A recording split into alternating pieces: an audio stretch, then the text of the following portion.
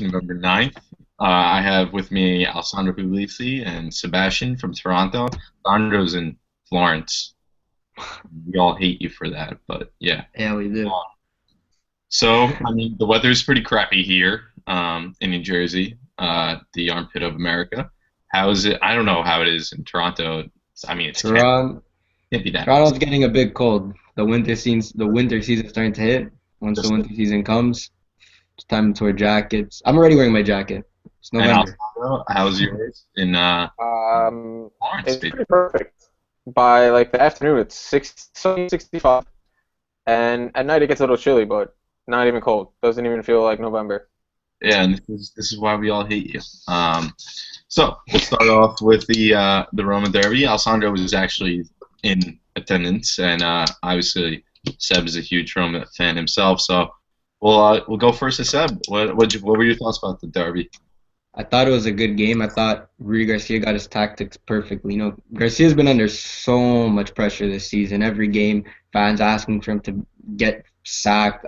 And I think yesterday he replied perfectly in the last couple games. The last 6 games, I think Roma played teams like Leverkusen twice, Inter, Unide, and now Lazio, and Garcia got out of it pretty good. He's only 1 point behind second. I think the derby itself was really good.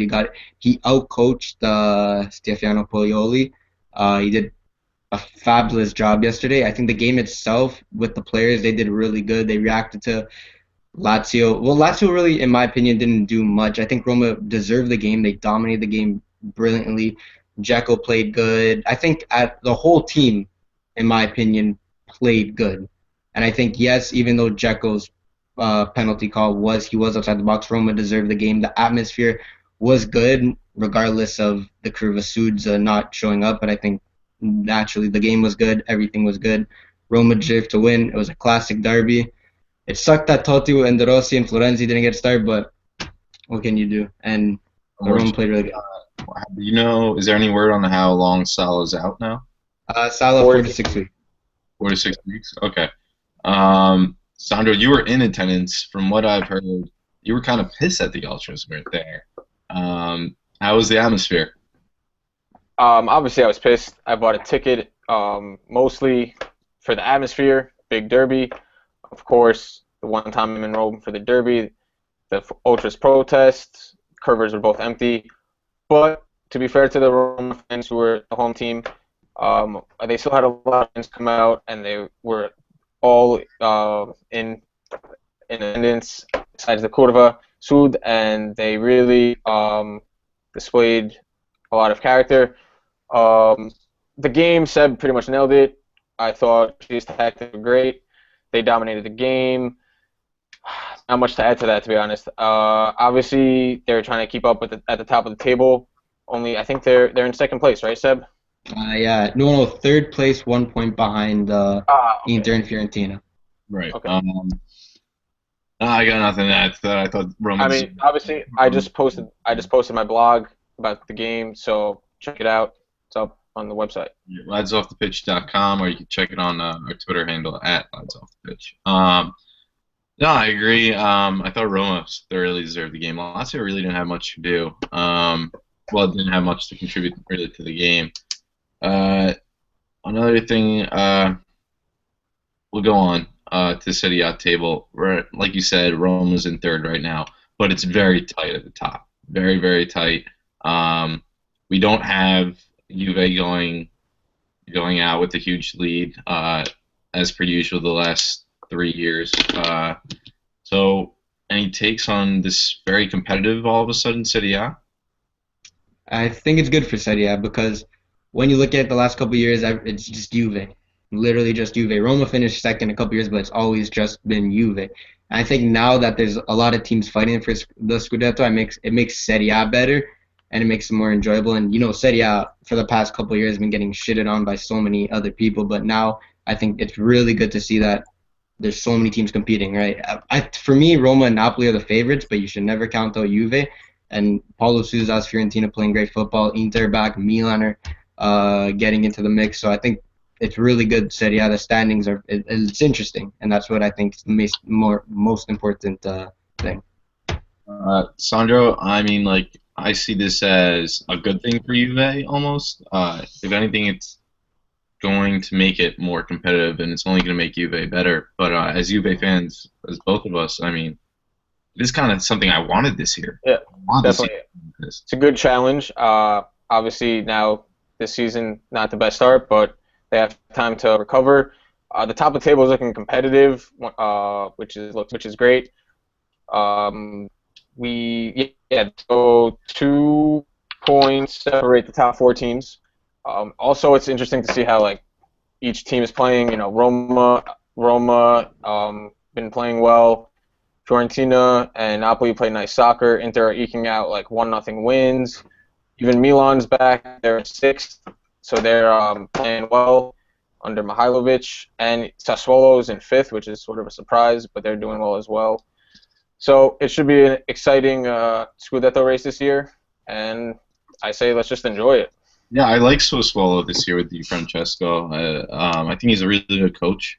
I mean, if one of these jobs open up on at the other spots on top of the table, we'll see what happens with him. But I think Milan, I think, still needs to improve a little bit. I mean, I thought with the improvements that they made this summer that they would be a little bit higher. For me, the big surprise for me is Inter at second. Um, I think Mancini's finally giving them some stabilization for a little bit over a year. What's that sound? I think that would be stability, not stabilization. Honestly, English is not my strong suit. I don't speak any language as far as you're concerned. Seb, we were just talking about this before. Montella and Sampdoria, you got any word on that? Oh yeah, it's being reported that Montella is going to set the takeover Sampdoria for Walter Zegna, who lost 2-0 to Fiorentina yesterday. For me, that's an amazing decision. I think Montella is such a good coach. If you follow me on Calcius Roma, you already see that I thought that he'd be a good fit for Roma. So I just imagine for a team like Sampdoria, I think Sampdoria are a really good team. I think they're worthy of finishing maybe a Europa League spot, and I think Montella is the right coach to take them there. So that'd be really, really good for them. Right. And obviously Montella laid out the groundwork for Fiorentina, and we see they're reaping the benefits right now on top of the table. All right, and we'll move on a little bit now to the international call-ups. We'll start with Italy. Uh, was this a 28-man roster that I saw that was submitted? 28. 28, and not one of the 28 was Insigne. All right, so Insigne wasn't on it. There was even four goalkeepers called up, which I thought was a little bit weird, but 28, I guess so. Any thoughts on it, Sandro? I'm just checking it out now. Surprised that what's his name, Giaccherini returned. I know Conte loves him, but I don't know. That came out left field. I really think that Conte is experimenting with these two friendlies, to be honest, and also sending a slight point that no one's spot is like guaranteed on the team. Obviously, Insigne is great, playing well, very well this season at Napoli, and he, talent-wise and in form-wise, he should be on the roster. But I think Conte is just mixing it up a bit for these friendlies and sending out a slight message that everyone's got to earn their spot on the team. Seb?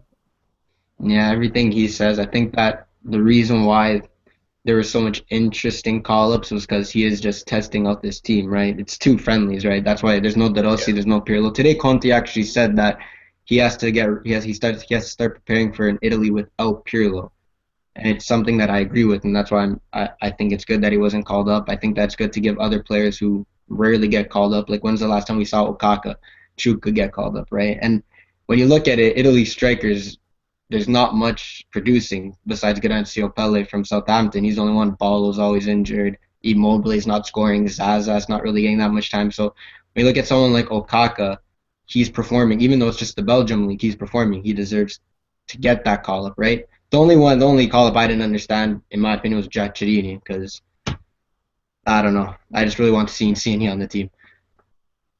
No, I agree. I haven't really even seen him play that much. I think he's on Sunderland, right? Not Stoke. Gatturini. But yeah, Conte, we saw he absolutely loves him, and if Conte is looking at to play that 3-5-2, he played a little bit of left wing back when he was with Juve, and we'll see Hmm. even what formation Conte comes out with. I think that would be also interesting, and whether he plays Florenzi at a right wing back or a center mid or even a right back in a flat four. What do you think, Seven? Do you think he would see what Garcia thinks about Florenzi or make up his own mind? I think Conte should best. I think Florenzi would best be used in Conte's 4-4-2, either on right as a right mid or center mid, depending who his partner is. If his partner is like someone like De Rossi, someone like Marquisio, you could play Florenzi center mid. But last time Conte used the 4-4-2, I think the best position for Florenzi would be on the right mid. I think that's where you get the best out of him. He could be involved in the attack, but he could also be involved defensively, and I think that's where you get the best of Florenzi. I think even Garcia should start doing that too. Start using him in right wing or center mid rather than right back, because I just don't think like he's okay at right back, but I don't think he can be as effective at right back as he can as a center mid or a right winger. I understand what you're saying, but I think also Conte looks at it. Will probably look at it like if he's playing that 4-4-2, wouldn't that be Kandreva's spot on the right side?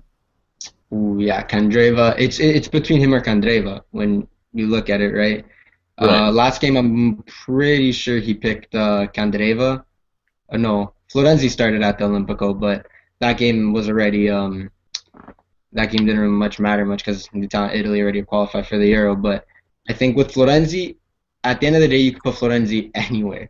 Anywhere you put Florenzi, you could play him goalie, he will perform. Promise, guaranteed. But I think you have to base it off where will you get the best out of him, and I think that's, like I said, center mid or right wing. I'd put him either one, you get the best. If Candreva's right mid, you could put Florenzi center mid and still expect him to perform, and he will. All right, I agree. All right, so we'll move on to the U.S. national team. Obviously, Seb is Canadian, so he wants no Yep. red, white, and blue. Um, this was awesome. This was, to say the least, very awesome. Klinsman finally brought up Darlington Nagbe. I think he became available for selection over a little bit over a month and a half ago. But he also brought up Matt Miazga, the center back for New York Red Bulls, who's been quite arguably the best center back in the MLS this season.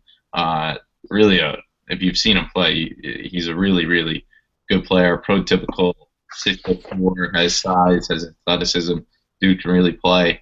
And you know what? Darlington Nagbe, without Clint Dempsey in the lineup, he can replace his production. Not, I wouldn't say production, but him in the side with his creativity. He's kind of that same exact kind of player. And I wouldn't be surprised if we see Nagbe to start out with out wide, and then maybe he moves into that Dempsey role, right behind the striker. Alexander, any thoughts on the roster? A few things. Great to see Tim get the call up. I really would, in a dream world, would like to see Tim Ream and Miazga center back pairing. Probably won't happen because Klinsman just won't do that. I do think that would be a great center back pairing. Hopefully one day we get to see that. Nagbe, you nailed it. Deserved call up. He's been one of the top players in MLS the past few years. And Ibarra, Miguel Ibarra gets the call up. He's still in the NASL, right? No, Miguel Ibarra right now is playing for Club Leon in Mexico, but he's getting literally no playing time. He just started playing a couple of games now recently, I think. But that was my biggest problem also with the roster. You call up a guy Miguel Ibarra, who good player, but I think a guy like Ethan Finley is better than him. I'd rather have a guy like Ethan Finley than Miguel Ibarra, which, I mean, Ethan Finley had 12 goals and 13 assists in MLS this season. He's a speed merchant. He can play. He only plays on the right side. But that was my biggest problem. I would like to see Ethan Finley. I would like Klinsman to even be more progressive and look at more new players. But yeah, Miguel Ibarra is still looking at some of the old players that are kind of on the fringe as well. Sandro? That's pretty much all I got on the U.S. call-ups. I've been out of touch of everything in America. So Obviously, you're across the pond, but I also look at some other things like Bill Hamid getting the call up. Great call. I think he has the advantage over Sean Johnson, Chicago Fire's goalkeeper, and William Yarbrough in the third string goalkeeper rank, unless Timmy Howard retires all of a sudden. But I think one of those three will replace Fernando eventually. Also, just thinking of that, Yarbrough, if he plays Yarbrough and he gets him in one of these qualifying matches, he's cap tied to the U.S. and not Mexico. Same with Miazga, he's cap tied to the U.S. and not Poland, which he did play for one of their youth teams. So hopefully they get then that done. And Nagby as well, he would be cap tied to the U.S. and instead of Liberia. So Quick that question. yeah. Quick question on that. Is Guzan still Klinsmann's starter, or is that still up in the air? It's still up in the air. I think it's an open competition right now. I think Howard's going to start one game and Guzan's going to start the other. They're playing two. They're playing St. Vincent and Grenadines first game, and then second game is Trinidad and Tobago. We'll see what he does with those, but they're two not like world class opponents. We'll see what happens, how he experiments. But I would expect to see Miazga and to see me right away. Moving on, we'll go right to the MLS playoffs, which I think they had a great Sunday. Seb, did you watch any of it? No, I couldn't watch much of it, but I did get the updates, and I was sad to see. No, I can't even say I was sad. I was happy to see the Montreal Impact lose. I'm trying to see fan, but I was upset to see Vancouver lose because I wanted the Canadian team I wanted a Canadian team to go pretty far, but other than that, I didn't really pay attention to the MLS playoffs. I was really busy, so I couldn't really pay attention to that last night. Well, what was your take on Toronto's game against Montreal? Actually, we talked about it at last center pitch. It was pretty poor. Oh yeah, that was I can't even explain that. That was horrible, horrible, horrible, horrible. I had all this hype going into the playoffs, Toronto FC first ever playoffs, and then you go out and lose 3-0, right? And when you look at all three goals, all avoidable. Every goal, you could take that back. Toronto FC, not one player I think performed on that day. Not one player. Not even Jovinko. No one really performed. It looked like they didn't want it, and they weren't hungry enough. On Montreal, you saw that in them. They wanted to win that game. Greg Vanney still head coach. I don't agree with it. I think lessons were learned in the MLS playoffs. He's not ready. He's not a coach that could take Toronto FC to what they want to be, which is a playoff team, right? Without Sebastian Jovinko, is that team in the playoffs? I think he can actually lead this team to the playoffs and to actual victory in the playoffs. I think just defensively, those center backs weren't very good. Defensively, they're known not to be very good. I think Vanney, I think he has an idea of what he wants to do. I mean, get the ball to Giovinco is basically it. I saw Giovinco, he leads the MLS in shots by 50. By 50, yeah. He had 187 shots. It was insane, but I think his formula right now is just get the ball to Giovinco and see what happens. But I think if you guys get some new center backs, get some new replacements in the back, I think it could be a different season for you guys next year. But I would do with for Vanney. You got first coach that brought you guys into the playoffs. Now you guys want to fire him? Why would that? I'm saying this because, in my opinion, you have to look that without Giovinco, is that team in the playoffs, right? And at one point it seemed like he only had one game plan, and that was rely on Giovinco. If Giovinco didn't get it done, it wasn't happening. And I think that was an example against Montreal. Giovinco didn't perform, team didn't perform. But in saying that, look at the team defensively. The team's horrible. I think they gave him more than 50 goals this season, right? So I think that I just want a coach that has more of an idea of what he wants to do. I think Greg Vanney's just simple-minded. One has the attacking game, give it to Giovinco, we'll see what happens. But I think I want a coach that could come in, maybe help them defensively, and because defense was their main issue, right? So I don't know, and I don't give him the credit for us going to the playoffs. I give that on Giovinco, and also Bradley Altidore and other players who performed. And at the same time, also Toronto FC, when you look at it, hardly made the playoffs. They played the last game of the season when they lost 2-1 to the Montreal Impact. That dropped them down to 6th place. They could have avoided playing that game, right? So I think, yes, they did make the playoffs for the first time ever, but at the same time, I don't think they deserved it as much as it looks like they did, and that is the reason why I believe that Greg Vanney should be fired. All right.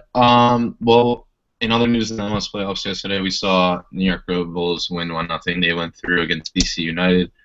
Columbus Crew wins 3-1. They go through. They go through against Montreal Impact, and Truck was out. Then probably the best game of the afternoon was FC Dallas. Seattle went all the way to PKs. Dallas won 2-1 in was the game, and then in 4-2 was the penalties. The next game was the Whitecaps and Portland, two rivals. Portland won 2-0. I don't know whose cell phone or whatever phone that is. Terrible. Terrible phone. Gotta give me some pizzazz in that thing, right? Never mind. So, I mean, the best game was Dallas, Seattle. I think overall it was a good weekend for MLS, but like I've said before to you guys, whoever the moron was that scheduled these 4 games on a football Sunday in America he should be fired. He or she should be fired. No question about it. That was very idiotic. But I mean, what can you do? Any takes on any of the games, boys? I haven't been in Italy, but obviously it sounded like a great football, and that's what MLS wants, what MLS needs. Exciting soccer in the playoffs, so good for the league. Hopefully, they keep progressing each year. And the final MLS Cup, hopefully, fun match. Yeah, hopefully it's in New York. Maybe I can go to it. All right, we'll move on. Viera, New York City FC. New York City FC fires Jason Christ. They hire Patrick Viera. He was the head of youth development for Manchester City, and obviously Manchester City owns New York City FC. A little bit of conspiracy, maybe. Seb, your take? I don't think it was the right decision because when you look at Patrice Evra. When you look at Vieira, I don't think he really has the experience as a coach. And I know you could say, it's the MLS, right? But you still need that experience as a coach. And that's why I don't really think he will do much. He coached Manchester City's youth team last year, or the past couple of years, right? I think that's not enough experience to go take on a senior team. I think I don't follow them closely, but I think New York FC did make a mistake. Sandro? If their move was to fire Christ and hire Vieira, just terrible move. You had an experienced MLS coach who, with all things considered, didn't have a terrible inaugural season. Their defense, worse than Toronto's, absolutely terrible. I also think that, exactly as Seb said, Vieira is inexperienced, and also, the game in Europe is much different from MLS. MLS is just a whole different, league of soccer. Everything's a lot different. I mean, terrible decision from NYCFC, in my opinion. Hopefully they prove me wrong, but we'll see how Vieira does. I said this last time, I'm going to say it again. New York City FC are the next Toronto FC. So I don't know how you feel about it, but it's going to be brutal. That's funny. I think this is going to happen again. I think we could be a year from here again talking about this New York City FC looking for a new coach. First of all, I think this was Viera was all right, I want to coach a team. And I think this is them getting Viera ready to take over Man City. To be honest, the same way that Real Madrid did with Zidane, have him as an assistant coach first for Ancelotti, and then have him take over Castilla, Real Madrid's second team in the third division. I think this is the same exact thing that's happening. Vieira is going to coach New York City FC. He's gonna have the same exact team with three of the best players over the age of 35 that Jason Christ had last year. There is going to be no difference in the way they play and how many games they win until they fix that back line. And yeah, I think Patrick Viera might have something to do with it. Maybe if they do fix it, but to be honest, it's whoever they bring in. I don't know if Viera's bringing them in. I don't know if Reina's bringing them in. I don't know if Man City's bringing them in. I don't know what's happening there. I don't know what's going to happen, but I don't see Viera as the answer at all. I don't understand what is the major difference between Christ and Viera, to be honest with you. First of all, Christ actually knows the MLS. I don't like Viera at all. And I like to see American coaches actually get a chance in the MLS because if they're not getting a chance there, where else are they going to get a chance? Usually not in any other country. So this basically pissed me off. Viera, I'm nothing against him, but we'll see what happens. And I don't think anything good from it's going to happen.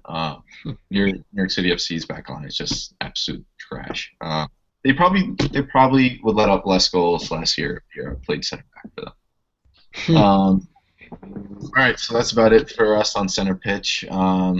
Anything else, guys? You got any last tidbits? Nope, I'm good. Not much. Follow us on Twitter. Yeah. At our website. You know, the usual. Yeah, and Twitter hearts suck again, once again. Son, that is a nice Roma jersey. I'm not gonna lie. Thank you. That how is much- very nice. I might have to get one. Might have to get one of those with Florenzi on the back. Son, how much was it? Do you have anything on the back? No, it's nobody on the back. I think it was like 90. 90 euros. No. I bought $90. I bought it in America before it came. Oh, all right. Yeah. All right. Well, that's it for us here on Center Pitch. I hope you guys have a good day. For me, Seb, Osana, have a good one.